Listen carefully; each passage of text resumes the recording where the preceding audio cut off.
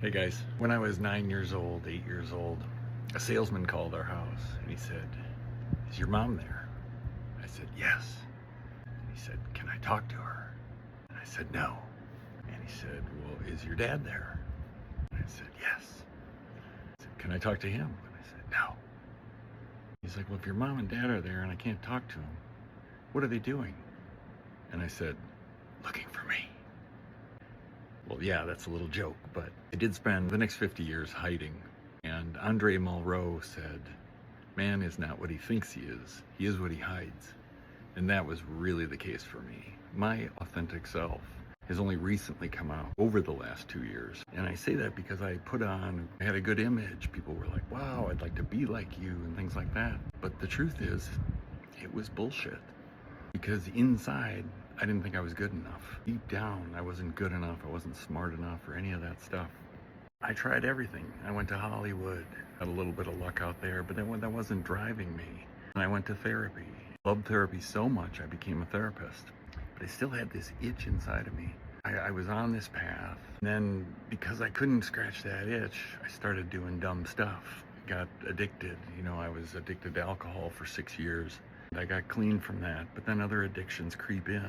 But I kept looking, and I do give myself credit for that because I used to just beat up on myself, like, why can't I figure this out? Well, the reality is, most people don't figure this out. There's certain people who stay on the path and do a lot of self-awareness work and try to figure it out.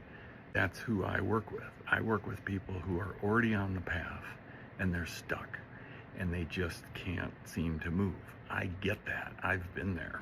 Anyways, I got degrees and I got skilled and I did all this, but it wasn't satisfying me. I did psychedelics, lots of research on psychedelics. Ultimately, when I found RIM, the regenerating images in memory, I was able to start feeling my emotions. They started flowing and I started grieving. And God, did I grieve? I grieved and I grieved. I'm telling you guys, and I'm talking to the guys out there, we gotta grieve because anger, like C.S. Lewis said, I sat with my anger my whole life until I realized her name was grief, or his name was grief.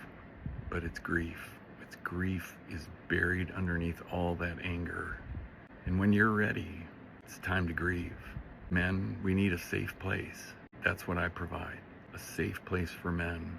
Get past that anger. Get to that grief. Let that grief out. And then start to rebuild who you really are. Because that is what I believe life is all about. Have a great day.